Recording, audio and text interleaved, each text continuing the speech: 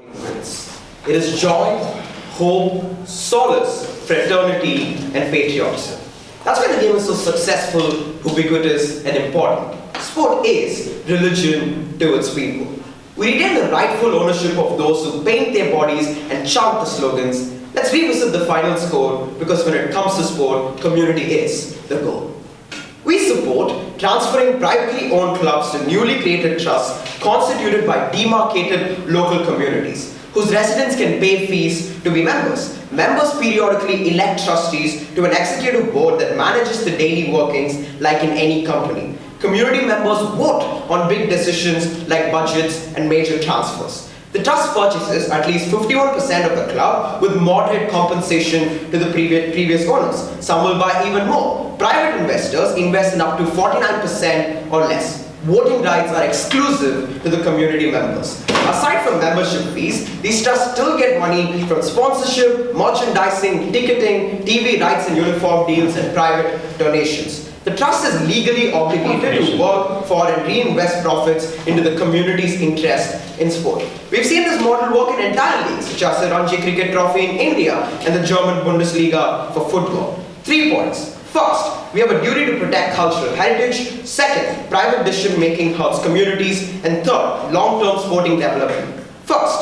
why do we have a duty to protect cultural heritage? Clubs have always been of the people. They're the legacy of the small person, of mine workers playing after a hard day's work, and of churchgoers creating an outlet for homeless children. Hapoel Tel Aviv FC's name literally translates to the worker. But this working class was vulnerable to a moneyed corporate lobby. When the community-owned Green Bay Packers did well, threatening corporations, beer magnets wrote regulations like the NFL law banning non-profit sports ownership in the 1960s, and the state watched as this happened. Still, clubs are cherished. Argentinian Boca Juniors FC's anthem, La 12, refers to a 12th player. Its fans. A young boy has only 2 flags in his room, one of his nation and the other of his team. Community members treat watching games with a similar fervor as attending church. It is tradition, passed down through generations, a cultural congregation where thousands come to meet, where common experiences and stories are shared. So communities are uniquely vulnerable to exploitation. You can drive up ticket prices with the confidence that a New Yorker is a Yankee for life. She can't go become a Boston Red Sox fan. We repatriate original control to communities via exclusive voting rights. They rely on the benevolence of billionaires and risk losing even the few community-owned clubs that we have. We recognize community control in a moment over community assets that hold deep cultural relevance, already seen in cricket and rugby clubs. Other sports should be no exception, yes. In the status quo, many wealthy teams, such as the Detroit Lions, play in very poor communities. If these communities cannot pay for these teams, what will happen under your time?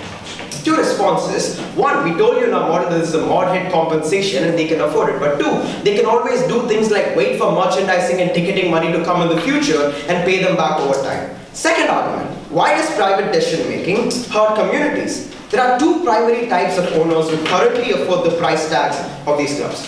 1, those who want to quickly accrue maximum profit. And 2, those who own for status. First type, the short-term profit seekers generate profits in 3 ways. A, they encourage unsustainable debt-fueled expansion that drives up their profits.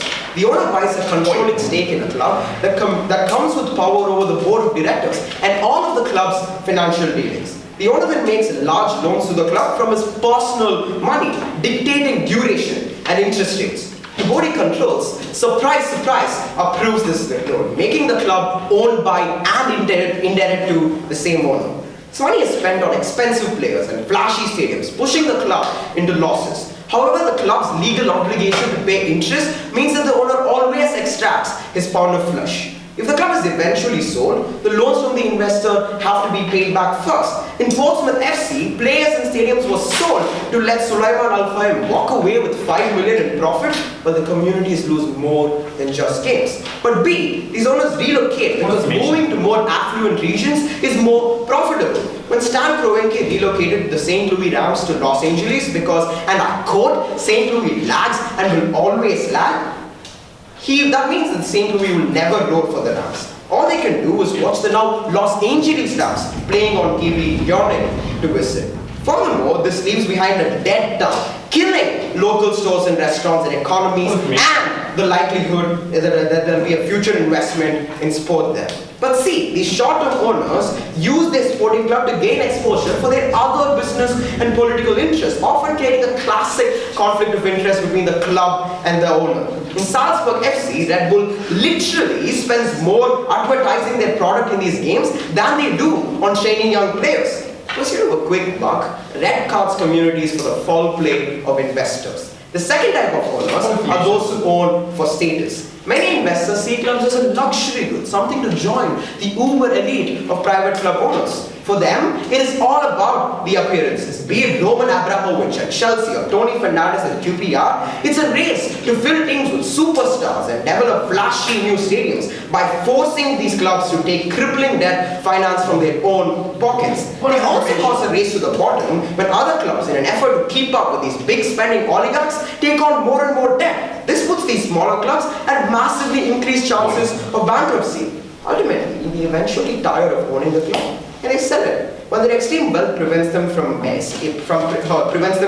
feeling a real hit when they sell at a loss, communities face the true consequences. The die-hard fan has to watch as ticket prices skyrocket because of the legacy of massive inflationary bills for players and stadiums the club didn't need in the first place. So how does this change with communities owning their own clubs? Ultimately, a policy protects communities from the worst excesses of private investors and gives decision-making power to communities with structurally different incentives. 4 reasons why they make better decisions. 1, they can never run their clubs fueled by debt because they don't have endless pots of cash. That's why the 18 community-owned Bundesliga teams run successfully without losses, while 19 of 20 in the EPL run consistent losses. That's why they sustainably invest in mid-level players with potential rather than buying a $30 million Kevin Durant in the NBA. Second, communities' driving incentive is their culture and sport. That's why taking a train from London to Munich, watching a community-owned Bayern play, and then returning to London is literally cheaper than watching a game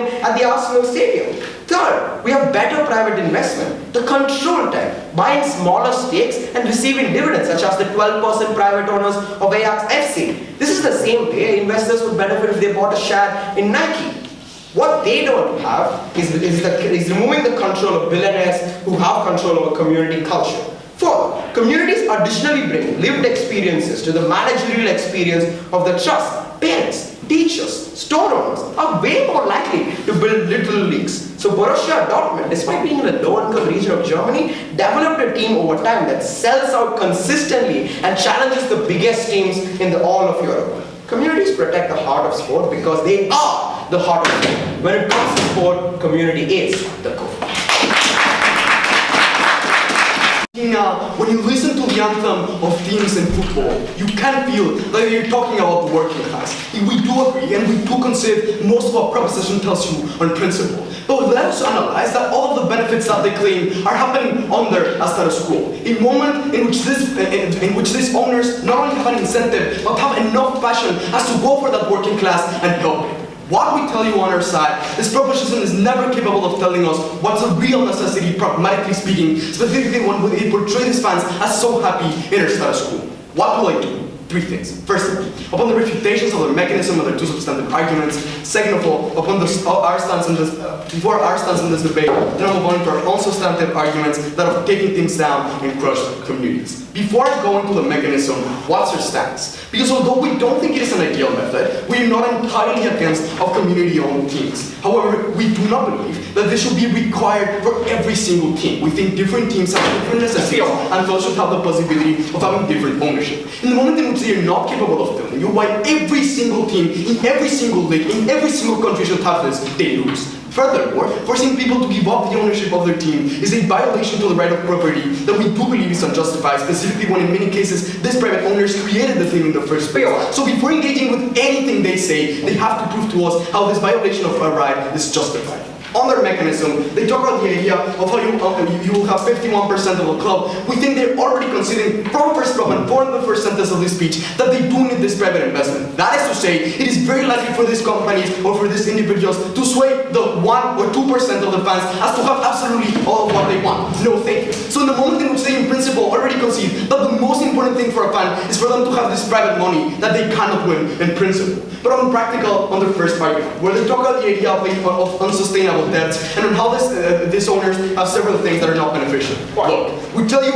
even if that was true, and we do consider that is true, and we tell you this is not a good business, one that the fans will not be capable of sustaining. If you want to say that you're having unsustainable debts, you literally will pass those debts to those individuals that will have to pay with public money. We don't think it is beneficial. When in the status quo, they have massive debts that will be transferred to the people. We don't think you solve this point. But when they talk about the idea of how more affluent regions have more teams, we ask you, how is it that you're going to create, for example, more teams in regions that don't have so? On our second argument, we'll address this. But what we tell you is that minorities and, for example, women have had a rise in sports in which, because they have an incentive, no thank you, both a profit and an attention incentive, that we think this is beneficial. But also at last, when they talk about the idea of how they have a profit incentive and they want to portray their brands, we tell you, yes, we concede. And this is exactly because they want for their brand to be portrayed in a correct manner, that it is much more likely for them to have a stable team, a healthy one. And that is where we tell you that they do have enormous profit incentives, not profit incentives, but attention and brand incentives that they concede. Yes. Would you allow private investors to own national sporting teams? No, we wouldn't. Because the moment in which we paint the line is in the moment in which they can already sponsor, because they do have the possibility, because they do have funds within the government as to give to these national teams. Where we don't think it's true is because we do have a necessity for them to take the private teams, because we don't have enough money from communities. We don't really care how you get that money. But lastly, when they talk about the ticket prices rising, we tell you we do not see how you solve that. Specifically, the reason for why those prices are so high is because in many cases they need to be as high as to maintain the players that they're buying, that in the end make better competition, the big stadiums that ultimately give entertainment to those people. In the end, we tell you that the River Plate, when they talk about Argentina, was owned by fans and literally crashed and was only saved because of private investment. With this said, let us move to our first argument, that of taking teams down. In this argument, we tell you, sports are the worst business in the world. Ladies and gentlemen, in fact, last year, half of the teams in the NBA were losing money. But private funding is necessary to sustain and promote sports, because the privately owned model allows teams to be better managed in the long term. Why? Because teams with sufficient monetary capital can run in more adverse conditions. Many teams take huge debts, for example, and run on losses because they have to invest more than what they gain in order for their teams to be strong and competitive. For example, in 2015, in the football England League, the runner-up and the winner of the league had losses of 31 and 26 million pounds in order for the teams to be actually competitive and to give to fans what they wanted. Generally, in a model like that of professional sports, continuous losses will make teams go bankrupt. But why does this not happen? Because if a team is in financial struggle, even them can ask for investment to happen. We see how these teams behave like phoenixes, and they continuously research. For example, between 1992 and 2008, 40 of England's 92 professional football clubs have been in insolvency proceedings. But because of private investment in private ownership, from those 40 teams, only 2 have disappeared. Reason is that our model always allows for investors to save the teams. In many cases, these teams even ask for this investment to happen. These are the communities that are asking, and ones that they would require and force to not do so. For example, in Spain in 2012, Real Oviedo, a Spanish club that was about to disappear, went to Carlos Slim, a billionaire, and asked for that man to buy the team. Today, not only have they not disappeared, they are the champions of their league.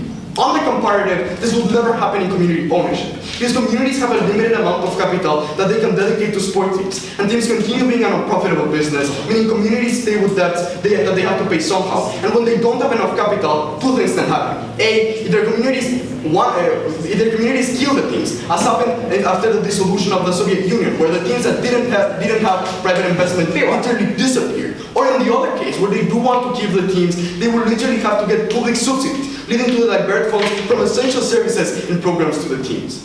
Judges, this is specifically probable in those poor communities and poor teams that simply don't have enough money. When we ask in a POI how these teams do, they don't really give a response, as we tell you, many poor communities are even asking for help because they need so. Lastly, the wealthiest communities will be the only ones able to invest more on their teams, turning sports into a manifestation of inequality where some teams would lack the necessary capital to compete.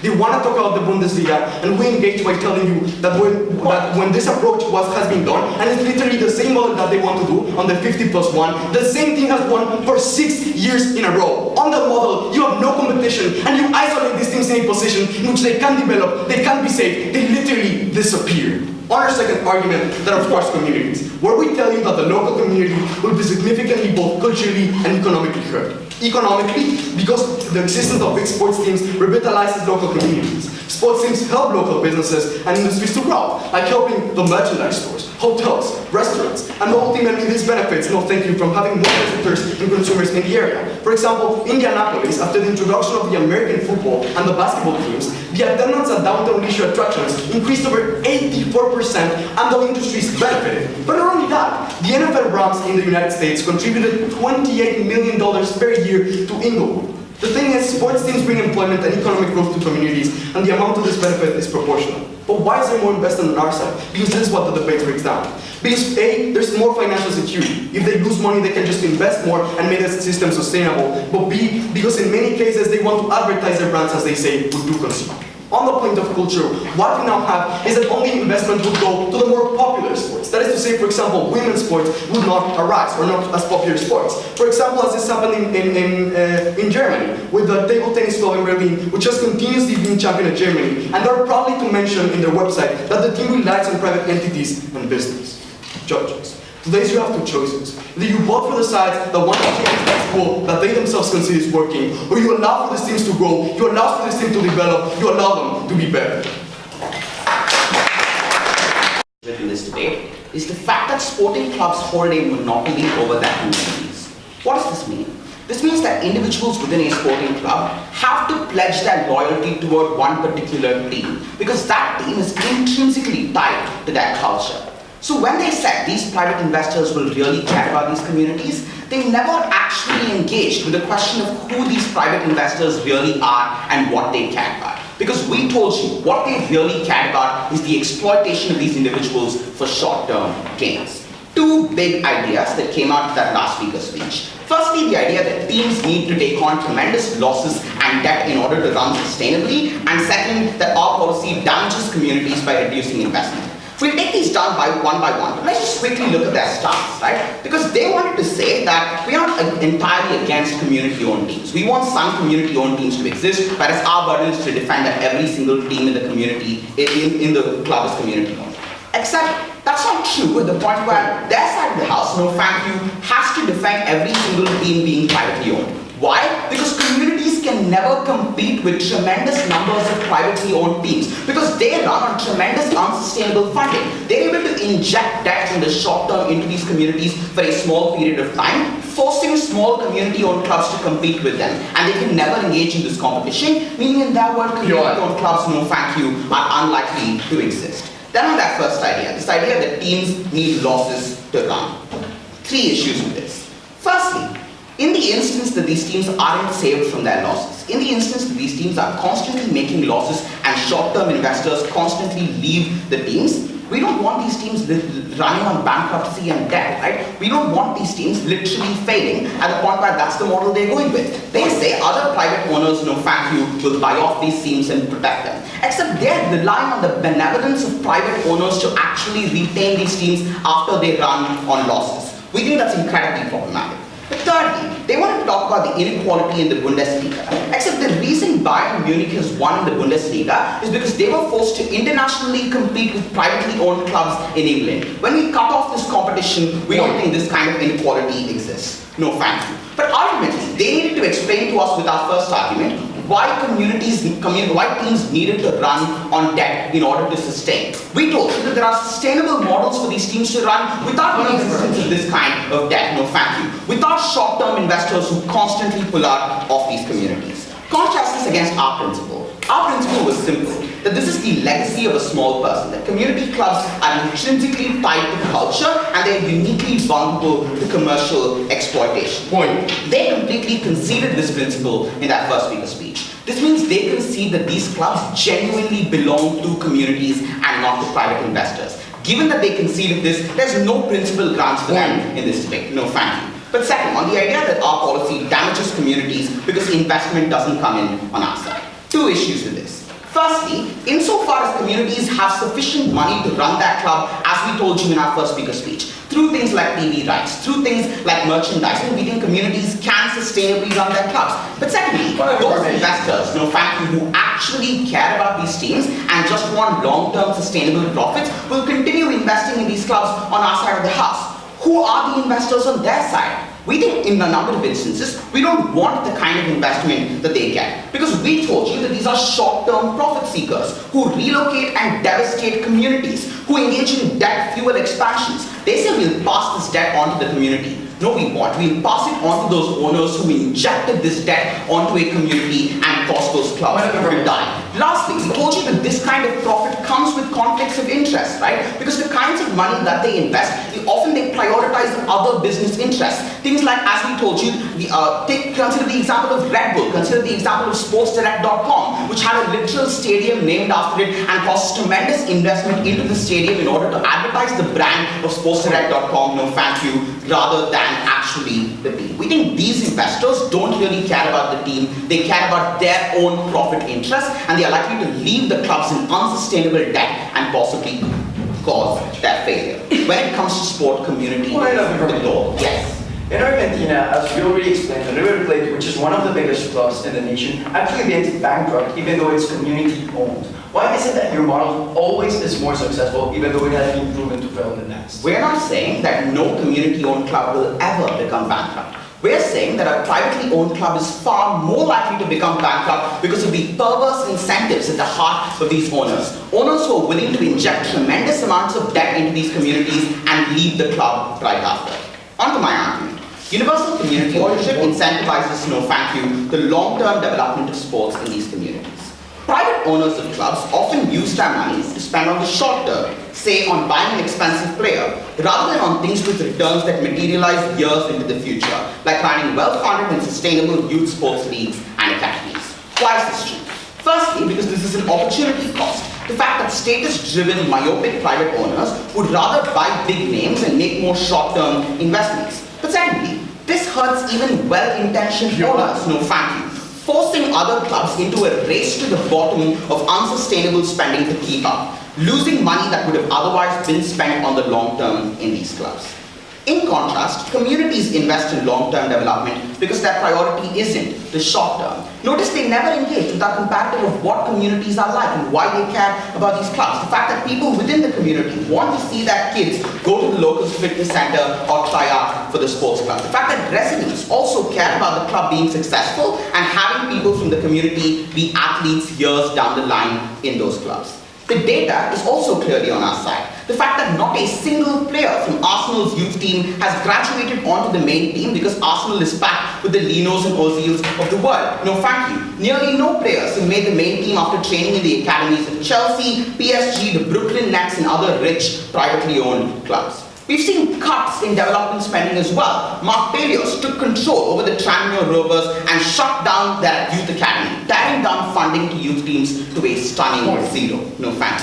What do community-owned clubs do instead? They fill their teams with the players they develop. Ajax sustains a youth academy in Amsterdam that trains 5,000 children, and its current main squad has 6 out of its 11 members being trained from that academy. No thank you. We see this with Schalke, Green Bay Packers' massive summer camps, with Real Madrid and with Galatasaray in Istanbul.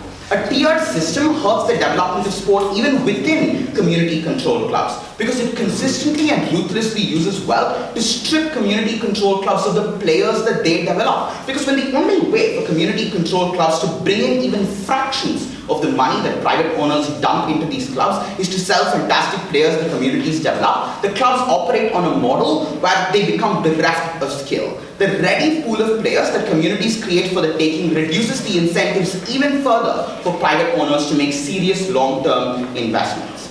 Breaking this vicious cycle is crucial. It means building up sport from the local level. A 12-year-old girl's dream to pursue football becomes real when she plays in a Schalke-run little league. A world with exclusively community-run sports teams is one where these teams are run by people who have a legal obligation to expand community access to sport, meaning long-term development is enabled in a way that is genuinely revolutionary. We don't just care about communities growing their clubs, we care about clubs growing their communities, because when it comes to sport, community is the goal. That defeated our expectations just a few days ago.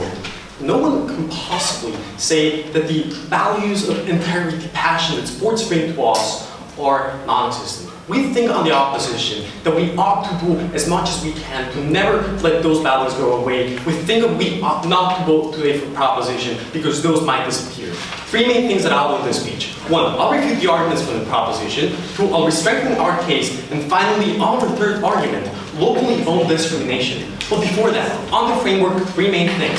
First of all, we raise the question to a proposition that they have to prove us that in every single case, community ownership is the best model. They say, well, no, that is not your role. You have to prove us private ownership is the best way. I mean, that is not the debate. We have to defend the status quo. And in the status quo, there's community ownership. We ultimately, what we think of the opposition is that ownership models depend on your context and background. We cannot say that there is a universal ownership model that works in every single case. That's what the proposition should be proving you today. No thanks. When they even try to say that it is more likely what they're trying to prove, at that point, judges, you see that they are not willing to defend the strong side that they should be doing. So they cannot prove you that community ownership is what should be used in every single case. But two, secondly, we bring on first off about the importance of property rights. This is a fundamental value that we think that must be respected. And we still think the proposition is not giving us a sufficient answer as to why this fundamental value, no thanks, and right should be violated. The only real principle that they bring us is, well, the culture depends on the fans. And to this we say that, fine, culture already exists on our side. But more importantly, what we say is that the ownership of those teams is many times something about history and legacy. They're not only destroying that, but we think that is a fundamental right that they ought to show us. Why is it a right to take away? They're not doing so. No thanks. The last thing, on their mechanism, we raised a couple of questions. First, we told you, look, they're agreeing with investment up to almost 50%. And at that point, they're accepting the control of the private investing that they so much say is bad. We think that is a huge problem for them. But furthermore, we have so many pragmatic questions, like how will new teams be created? No thanks. Are they really going to put on millions of people together to make a new team? Or we might even ask, look, when we look at models like the 50+1 on their side, we still have teams like the RB Leipzig that's still owned by Red Bull, and the reason for that is because this model has shown not to work. The many times the constraints as to who can buy this shirts of the teams is not so clear. So thank you. But now on the rebuttal. First argument they bring, and that was about culture. We have two main things. First thing I would say is, I mean, we think that culture is existent in most teams around the world. You can look at Real Madrid, Barcelona, so many teams that have a history of legacy and culture, and we think that still happens with private ownership. We in fact think that they have an incentive to keep on this identity in culture, simply because if they do not do so, then they might lose fans. That means less tickets, less revenue. We think that is an important point. But second thing, they make this huge issue about that. And we first of all already raised questions about teams like River Plate that have huge debt on the community model. And the reason for this, you have to ask yourself, is rather that it is not about the owners, but rather a model that has shown not to work. One model that, as we explained first off, is the worst business on the world. That one that is continuously bringing losses, and we think that is not going to be different whether it is by community or private owners. But second argument that they bring, and that was about the short-term profits and luxuries. We have three main answers. First of all, we would say that most owners in fact have this good faith, and rather even have these teams even when they know that they're continuously having losses. Why? Because maybe they have other industries or companies with which they can satisfy those losses, or even because many times people like Mark Cuban use sports to self-advertise themselves and so on. But yes, we do think this is a business model that many times even brings losses to them. Second thing that we say is that there's a profit incentive. I mean, sure, there's some cases where these owners do bad things, but generally they do well in the well-being of the team, no thanks, because they know that else they're going to lose profits. And third thing that we would say is about this whole issue about bad decisions. We think that in most cases, the reason why teams make bad decisions is because fans pressure them to do so. When they continuously pressure the managers to buy, let's say, the superstars, that is going to be exponentiated on their side. Third argument that they bring, and that was the part about investment on the long-term and communities. And this will really honestly question if these teams, I mean, we have to make a difference between fans and communities. And whether fans really care about their communities, or they care more about having these superstars, or winning more in games. We honestly think the answer is that they care more about winning these games. And at that point, we really don't think that those benefits are going to be brought up. Even when we look at fan-owned teams such as Barcelona, we think that they still have these star players from all around the world, not in Spain. And the reason for that is because what they care about is competitive entertainment. That is what they get on our side. Sure. Mike Ashley, CEO of Sports Direct, renames the local community stadium sportsdirect.com. Can you tell us whose interest is doing this for? So that's the thing. I mean, they're going to have a couple examples about why this ownership model on our side is not working, but that's okay. Because what we tell you is that there, as long as there are some cases where we can have community ownership, that is fine, and that is okay. But there are so many others where private ownership is still necessary. But now, on our own case, they bring up a couple answers for arguments. First thing they say, bookstores are unnecessary. And to this we have two main answers. First thing they would say is that people like competitive entertainment. That is an important thing for the fans. But the second thing, they ignore our whole second argument on why it's important for the art communities to have a lot of investment. How this leads to more tourism, more engagement with businesses that are locally owned. They don't answer, and we think that is a huge point as to why more investment is necessary. No thanks. Second thing that we say is that, the second thing that we bring is that, well, we shouldn't rely on the benevolence of these owners. Fine, we think that is most of the cases, but we always explain to you why there's also a profit incentive to care about the communities. Lastly, they say that they're still going to have investors on their side, because we think, well, precisely they're going to lose this control that they are so much claiming, and they think it's so important. Sure. Can you explain why training academies for youngsters run by private investors spend on average 20% what community-owned clubs do, despite community clubs having access to far less cash? Wait, so, I mean, what we think is that even in those cases, I mean, at least you have owners. They generally care about their community, so that can be helpful for them, and like they can get more fans. Lastly, what we want to say on restricting is that they really don't engage with our second point. We don't only talk about why this is important for the economic development of the communities, but also for minority sports and how they're going to lose those sports that maybe not the most people care about, but we still think are so important. Many times it might be female leagues, minority sports. We think they're going to lose them. No thanks. Last argument for ours, that is locally owned discrimination. We think sports should unite people, not divide them. 4 years in matches between Real Madrid and Barcelona, people have shout death to Catalans, mirroring and feeling one of Spain's toughest social conflicts. You see, sports can be a vehicle for integration, but also one to division. We think that this kind of regionalist alienation will be exacerbated on their side for two main reasons. One, when people are told that they cannot own teams, they cannot be as fans because they believe in certain regions, acknowledge this is specifically important in places that there are cultural and ethnic differences in between regions. But two, now fans become financial stakeholders, and they have an incentive to only care about their teams of the regions. Why is this problematic? Because when we make sports a division between regions, that is going to inevitably push the racial, political, and cultural conflicts that already exist within these regions. Ultimately, this is going to lead to more tension. That means more anger, more resentment, more discrimination, more hostility. And again, in those places where there are already tensions, we think that's far worse. We think that this resembles Poland of the 1930s. Jewish sports were excluded from the association governing bodies of sports. As a result, there was more verbal abuse, interruption of matches, and even fighting between fans and the rest of the teams. Judges, we think that sports is about bridge building, not about division, not about discrimination, not about even losing those fundamental values that we have. They love these private owners too much. They give them way too much credit. Oh, they said, oh, they're so passionate about the community. Their incentives align with the community. They care about the long term. Panel, we continuously push that there are different types of investors. There are some who are short-term and cripple the community, and some fall into the category that opposition defines as greatly benevolent. We also told you why the types of people who care about the community and love the club will invest anyway on our side of the house. The difference is, at no point of time, if they turn around, will we then be able to held hostage, because we never hold the faith that this one rich billionaire playboy will always care for us. At the end of the day, panel, we didn't put our faith in the hands of a person who had too much power and was only one person caring for themselves. We realized that when it came to sports, community was the goal. 3 questions. Firstly, do we have an obligation to give people control over their culture when it was unjustly taken? Secondly, which side put their faith in the right actor most likely to care for sport? And thirdly, which side care for the long-term future of sport? No, thank you. On the first question, do we have an obligation to give people back their culture? We told you sports is culture, is intrinsic to your identity. And the funny thing is, they accept it. It's weird then that they're going to say, oh, it's okay if a couple of clubs get relocated, it's okay if the LA Rams lose all of their ability. That the culture can go, well, fine. We just need to show that sometimes private investors might work out fine. That's a weird way to treat culture. But furthermore, they tried to back this up by saying that private owners have an incentive to care for the culture. That would be true if private owners didn't have a virtual monopoly over the fans. We told you from our first speech how they can move, but the fans can't. Me as a fan who's supporting Chennai FC can't go support Delhi FC. Instead, I am from Chennai and that's the club I support. When you have a monopoly, private owners don't need to care about how the fans view them because they can hike up prices. They can do whatever they want. They never dealt with that throughout their two speeches. No thank you.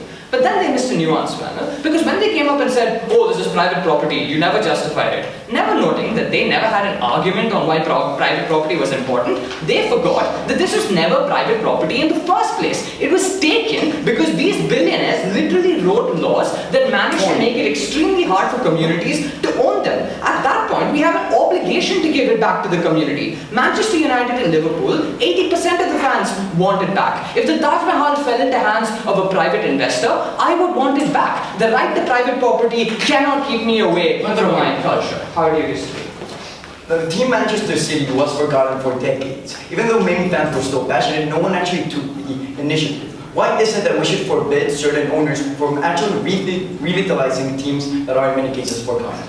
Manchester City is $100 million in debt to Sheikh Mansour. If one day Mansour says I want it back, Manchester City is finished. If one day other clubs start having to expand because they realize that's the only way they deal with Manchester City, that's a horrible model for them to stand by. We think that example defeats their case. Second question, which side puts the faith in the best actor? They came up with a premise that was never justified, that football has to be driven by debt. It seems that they believe the rhetoric of these private investors when they said, guys, listen, this is the only way you can do it. But it's simple, Panel. They gave you no single reason. We literally gave you entire community club leagues that operate on this, on a profit, that operate sustainably. They gave you no structural reason why debt was required. But even if they did, we tell you that the debt on their side of the house is extremely harmful because the club owns that debt and the private owner can call on it. No thank you. That's why we bring in short-term investors, because we told you they have this mechanism by which the club owes them a lot of money and they can call on it the moment they want to bail.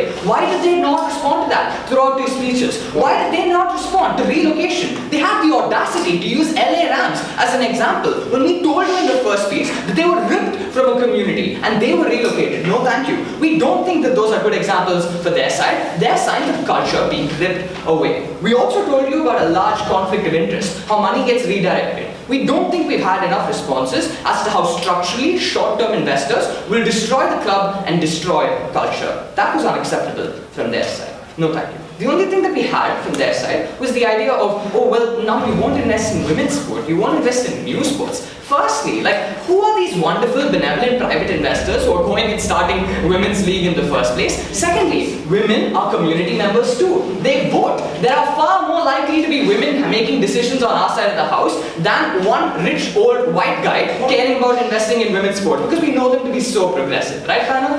Now, at the end of the day, we know that on the end of minority sports, women's sports, we put our faith in the best actor again. And to that, we ask, how do communities do? We give you 3 structural reasons in our first speech why communities are best placed to do it. Their literal only response is, oh well, like Boca Juniors and River Plate went bankrupt, so we found one example of it going bad. That must defeat your case, right? No, Panel. They needed to prove why structurally communities for some reason couldn't run their clubs. We told you we put our faith in the best actors. But at the end of the day, assume that they make a mistake. We can vote them out. They are stuck with the same private owner if they choose the wrong business strategy. Their main push has been that somehow we don't have money, but they just seem non-responsive to this. We told you the other alternatives we have are more than enough to run the club sustainably. And we also told you, very importantly, the very investors they truly adored stay on our side of the house. The difference is that if one day they are no longer good long-term investors, want to cash out and want to make a profit quickly, then they don't have the power to hijack the community. The only ones who we stop from investing are those who planned on circumventing the community. At that point in time, we say good riddance, goodbye. Yes. Slavia Prague Football Club, a 125-year-old team in the Czech Republic that was the most appreciated one, was in bankruptcy. They were saved within 2 days by an owner. Why would you say to fans that they cannot be saved by these private investors? Thank you. The vast majority of clubs are in bankruptcy, like Portsmouth FC, because a private owner put them there. Literally, their idea is when a private owner puts you in bankruptcy, maybe another private owner will bail you out. That's not a future we want to create, panel. That's not a nice model that we want to stand for. At the end of the day, we put our faith in the right people who had the right incentives. That's why our clubs ran better. On the third question, which side cared for the long term of sports? They had nearly no response to our second speaker argument. When we told you it starts a race to the bottom on their side, when they can't run anymore with the idea we have some community and some privately owned clubs, because structurally, community owned clubs are forced to give up their clubs because they can't compete with Sheikh Mansour, they can't compete with PSG, and they're forced to give it to private owners. At that point, their mixed model was in question, and they had no backing to that whatsoever. Their only response to our entire argument is, oh, communities are likely to also want Ronaldo. Here's the difference. Who is more likely to be happy when a young 8-year-old girl plays? Her grandfather or Mark Cuban? I think it's pretty simple, right? It's on a competitive, you are far more likely to want your own people in there. Lastly, they had an argument about racism. That is, communities are horrible and racist and they're likely to do horrible things when in here. Here's the thing, the vast majority of communities are not hateful. They're usually a small vocal minority. You hear them on their side when the private owner only needs to talk to this vocal minority. On our side of the house, when Celtics FC is controlled by a population with a religious affiliation, they don't want to look bad. Because on their side, if a riot happens or if something hateful happens, the community is blamed for that and painted badly. However, on their side, a private owner can offload the blame and say, oh, it was just these Christians going mad. That once more means that racism and hate is more likely on their side of the house. At the end of the day, panel, we don't think that they understood the people who paint their faces and stood in unity with the club. Because they have no reason or example why we should trust billionaires with our culture, because we see sports lasting for future. On our side, community is the goal. We have seen some of the most amazing achievements ever accomplished by sports teams. We saw Leicester City defy all expectations. We saw the Golden State Warriors breaking the record for most wins in a season. We saw the New England Patriots coming from a match here in the Super Bowl that everyone thought that was too soon. All of these events will be remembered forever. All of these events were enjoyed by millions of people worldwide. And that is what is at risk today. Because on the side of the opposition, we tell you, if something isn't broken, then don't touch it. Proud to those. 3 points of clash in today's debate. Firstly, we're going to be talking about ownership. Secondly, we're going to be talking about fans. And thirdly, we're going to be talking about the team and the city. But before we go into the points of clash, let's highlight the biggest mistake that we find on the side of the proposition. And it's their model, right? Because they stand up here and they tell us, well, you know what? Private ownership is very, very bad because they have all of these bad investments and bad motives. However, they stand up here and they tell us that in their model, people can own teams up to 49%. Now, ladies and gentlemen, even if they do not have majority ownership, we still think that 49% is open to all of the damages that you claim under your side of the house. We tell you that that is not bad, but under your side, you're not really solving the problems that you have. No, thank you. Most importantly, we think you're just assuming that because everyone is a fan, they will vote for the same things. Because everyone is a fan, they will choose the same things. We tell you there is dissent, that is what happens, and under your side of the house, all the problems that you claim still exist. We give you an example of RB Leipzig, no response. How inside their own model, the best example that they brought of the Bundesliga, they are doing the things that they're complaining about. Now, let's go to the first point, that of ownership. Now, the side of the proposition stood up here with a probabilistic case at best. I think it's better represented by the third speaker, which they told us if one day they choose, if one day these billionaires decide to opt out. Ladies and gentlemen, they didn't really give us any examples because we explained to you, these billionaires, they do not have an incentive to opt out after they have invested millions of dollars in a team. We tell you that these owners are actually passionate. And even if they stand up here and they tell us, well, they're foreign, they do not have all of these investments, we tell you that these people genuinely care about the club that they're supporting. That is why they're willing to lose millions of dollars just to see the club improve and just to see the club win trophies. But now let's take them at their absolute best, in which they tell us, well, they have all of these profit incentives. Even if this was true, even if every single owner, the only thing they want to gain from these teams was profit, they still have an incentive to make the team successful. Think about this. All of the teams win a lot of money from sponsorship deals. Who are these companies more likely to sponsor? good teams or bad teams. Obviously, good teams, television and other products are more likely to pay more money, and that's why these owners, even if they're the absolute worst, as they're being characterized and throughout this whole debate, we tell you that they still have an incentive to make their team good and to please their fans, because at the end of the day, that is the way in which they gain money. Now, we think it is very important that the example that we present of Real Oviedo, we have to understand there are some clubs in certain communities that do not have enough capital to actually buy these teams, to improve these teams. We give you an example of Real Oviedo and how literally fans asked Carlos Slim to buy the team. Why? Because they understood that them being bought by a billionaire was the best way for them to actually see the team that they love improve. That is something that they didn't really engage. But even if they stand up here and they tell us all these things are true, on the side of the opposition will tell you, we still think that when we are talking about property rights, when there is a person that decided to create his own club, or that his family has owned that club for generations, we still do not think that those probabilistic benefits are enough reason to take that away. We think that those things are something that should not be that should not be broken. Most importantly, this whole idea about relocation, sure, they bring the example of the Rams. We tell you that if you take a look at the Premier League, the majority of teams in the Premier League have not been relocated for decades. We think that they're just bringing water into this debate. With that being said, we see that ownership is better under our side of the motion because we do not impose one single rule for every single team, because we understand that in the status quo, different teams in different leagues have different needs. Let's go to the second point, that of fan identity. And here, the side of the proposition stand up and they talk to us about culture. They talk to us about heritage. Look, what they're basically telling us is that only certain people from certain communities can truly understand that heritage, right? That is what they presented in their third argument.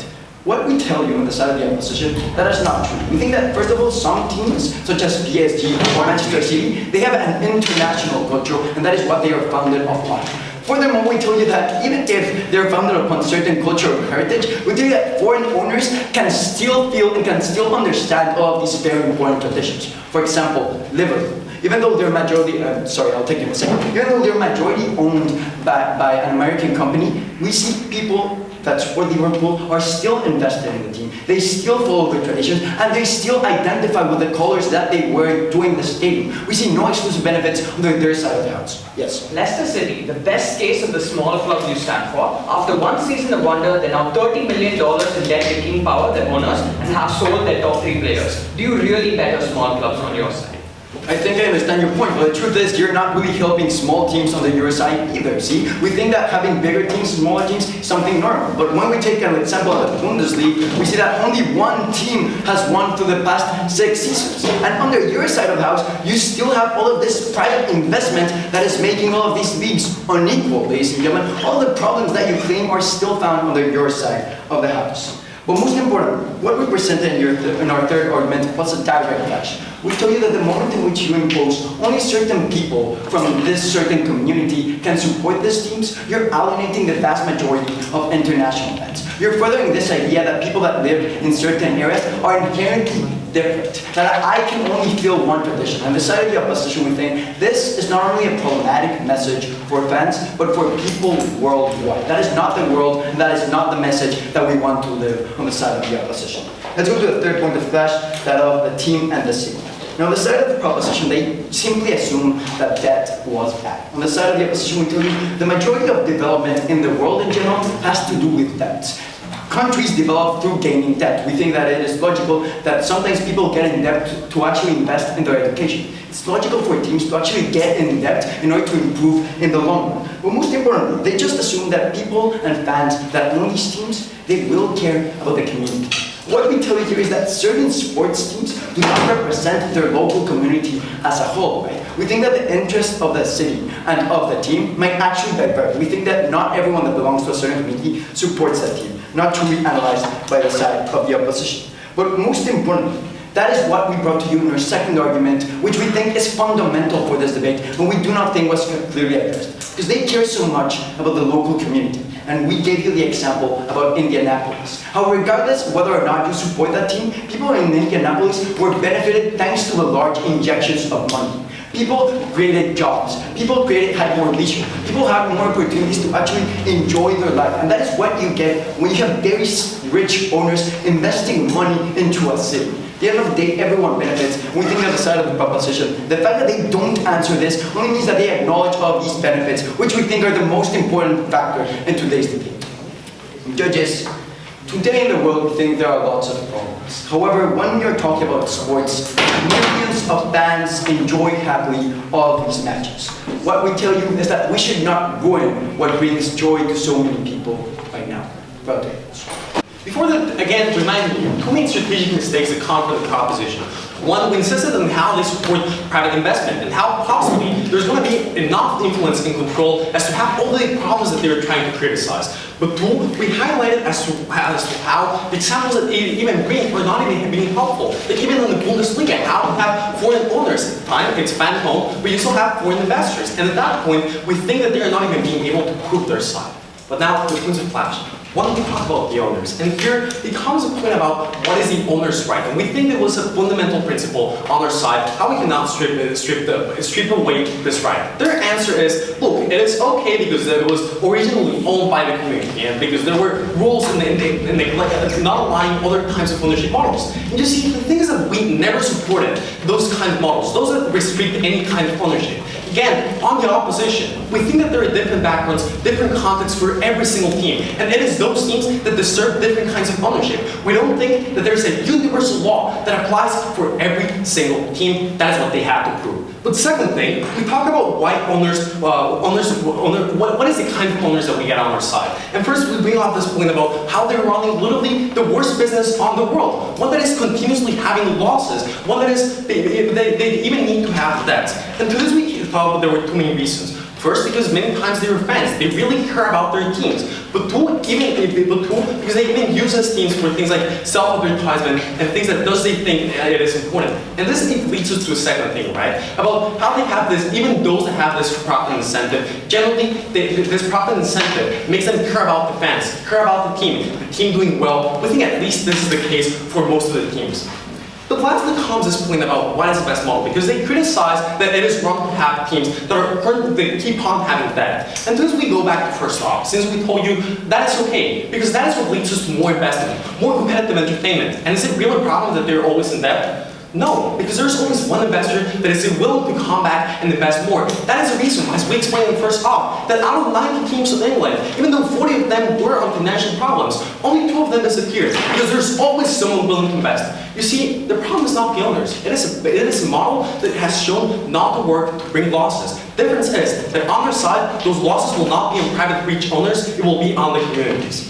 Second point of flash, and that is about the communities. I think here comes a couple of things. First of all, they argue about the importance of culture, and to this we say, that's okay, because when we look at our world at the status quo, we would say that most private clubs have an important culture, an important legacy, and that is kept because there's an incentive to do so, because this owners, at least in the vast majority, they care about it, and that is something that is keep on being pushed. Secondly, we bring up the whole issue about why people care about the investment on their community. And that happens when you have bigger stadiums, big teams. You see, they can see straight off from the proposition that is not going to happen. They're okay with downsizing. But you know, the rest of the community is not. Because having these big teams is what helps the businesses, is what helps the people upon those communities. Furthermore, we talk about the alienation of fans, whether they're international or from other regions. They say, look, there's a minority. To this we say, look, it is fine, it is a minority. It is small places where there are strong cultural and ethnic divisions. But in those places where discrimination and hostility will increase, we think that is a huge and terrible problem. We think that at least in those places, you shouldn't be voting for the proposition.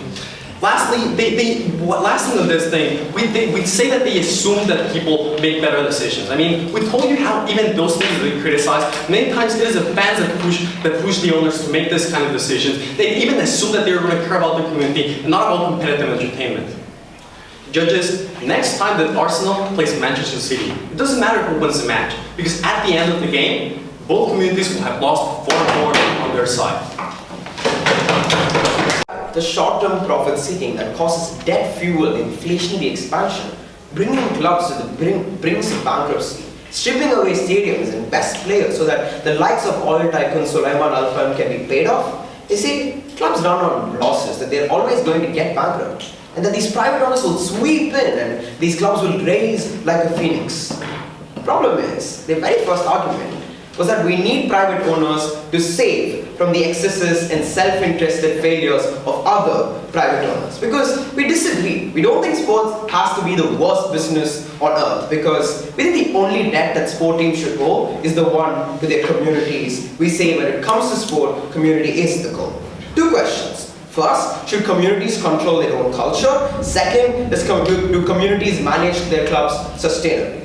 First, should communities own their culture, right? We had possession over this ball for most of the time, because we brought you the strong, big issues that there's a history of working class ownership that was stripped away unfairly through things like the corporate sponsor NFL law that literally banned these forms of community ownership after seeing one team doing it successfully. And they exploit this congregation of supporters when they rise up ticket prices because they know you have to come to the match because you love the team so much.